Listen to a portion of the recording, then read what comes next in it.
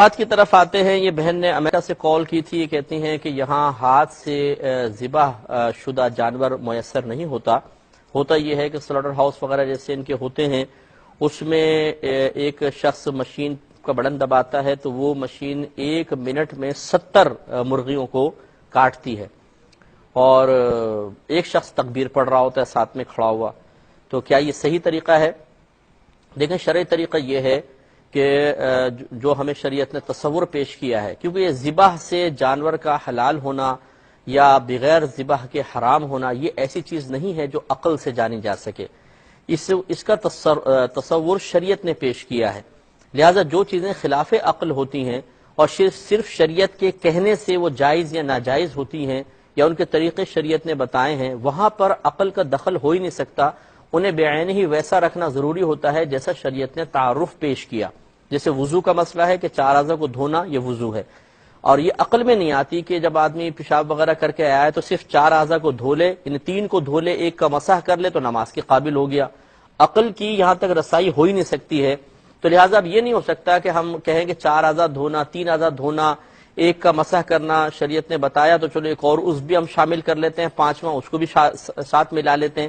ایسا ہم نہیں کر سکتے ہیں۔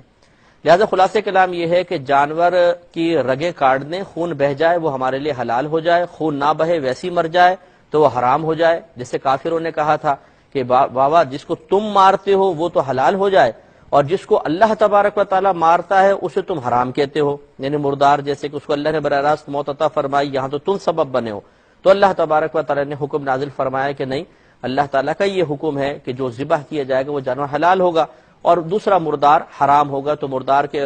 کا حکم اللہ تبارک و تعالی نے بیان فرما دیا۔ گویا کہ ثابت فرمایا کہ یہ ہم اپنی عقل سے فیصلہ نہیں کر رہے ہیں کہ جس کو اللہ نے مارا اس کو چھوڑ دیا، ہم نے کاٹ لیا تو وہ جائز ہے، بلکہ یہ تو ہمارے اللہ تبارک و تعالی کی تعلیم کی روشنی میں ہم ایسا کر رہے ہیں۔ اس مختصر تمہید کے بعد مسئلہ یہ ہے کہ ذبح کے ذریعے جانور کے حلال ہونے کا جو شرعی تصور پیش کیا گیا وہ یہ ہے کہ جو شخص ذبح کر رہا ہے تکبیر وہی پڑھے گا۔ پہلی بات تو یہ ہے، ایسا نہیں ہو سکتا کہ ذبح ایک آدمی کر رہا ہو اور تکبیر کو سائیڈ میں کھڑا ہوا شخص کر رہا ہو، پڑھ رہا ہو، تو یہ جانور حرام ہو جائے گا۔ حتیٰ کہ یہ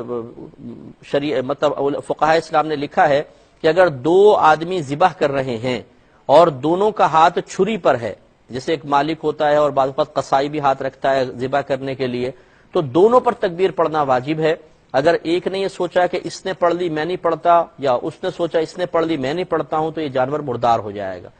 اس لیے اگر آپ کے یہ ہوتا ہے کہ مشین ایک آپریٹ کر رہا ہے اور ذبح تکبیریں دوسرا پڑھ رہا ہے، تو کوئی بھی چکن حلال نہیں ہوگا، یہ بالکل حرام رہے گا۔ دوسری بات یہ ہے کہ اب یہ سوال پیدا ہوتا ہے کہ جب مشین کو بٹن وہ دباتا ہے تو اس کا اور وہ کام تو کچھ بھی نہیں کر رہا، کاٹ تو مشین رہی ہے، تو کیا یہ انسان کے کاٹنے کے قائم مقام ہو سکتا ہے کہ نہیں ہو سکتا؟ یہ خالصتاً ایک اجتہادی مسئلہ ہے، اس میں کوئی شریعت کی طرف سے واضح تعلیم نہیں ہے، لیکن یہ ضرور ہے کہ انسان کی طاقت، انسان کی قدرت اور انسان کا فعل پیچھے ضرور کار فرما ہوتا ہے۔ جب چھری چلاتے ہیں تو ایک انسان کا فعل، انسان کی طاقت لگتی ہے۔ اس کی روشنی میں علماء میں اختلاف ہوا، بعض نے کہا کہ یہ اصل میں مشین کاٹ رہی ہے، انسان نہیں کاٹ رہا، لہٰذا یہ حلال نہیں ہونا چاہیے، اور بعض نے کہا کہ اگر انسان بٹن نہ دبائے تو مشین چلے گی نہیں، اور چلے گی نہیں تو کاٹے گی نہیں۔ اس کا مطلب یہ ہوا کہ اصل میں کاٹنے والا تو انسان ہے، بیچ میں مشین ایک واسطہ اور ذریعہ بن رہی ہے۔ اور میرے خیال میں، میری اپنی ذاتی رائے یہ ہے کہ لوگوں کی آسانی اور سہولت کے لیے موجودہ دور میں اسی پر فتویٰ دینا افضل اور اولا ہوگا کہ اگر ایک شخص خود بسم اللہ اللہ اکبر پڑھے، اور یعنی مشین کا بٹن دبایا اور بسم اللہ اللہ اکبر یہی شخص پڑھ رہا ہے، اور پھر وہ گردن کٹتی ہے مرغی کی، تو بالکل حلال ہونا چاہیے، کیونکہ اس میں حرج عظیم ہے کہ ہم یہ کہیں کہ وہاں کے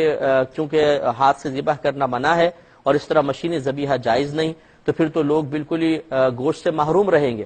اب اگرچہ اس میں کوئی ایسی ضرورت نہیں ہے کہ اس کے بغیر انسان مر جائے، لیکن بہرحال گوشت ایک انسانی ضرورت ہے، اور اللہ تبارک و تعالی نے انسان کو کے نفع کے لیے اس چیز کو پیدا کیا ہے، تو اس سے دور رہنے میں، اس سے محروم رہنے میں بھی ایک حرج ہے۔ تو لہٰذا اگر اس طرح ہو جائے کہ جو مشین آپریٹ کر رہا ہے وہی تکبیر بھی پڑھے اور کاٹنے سے پہلے پڑھے، یہ نہیں کہ اس نے ایک دفعہ بس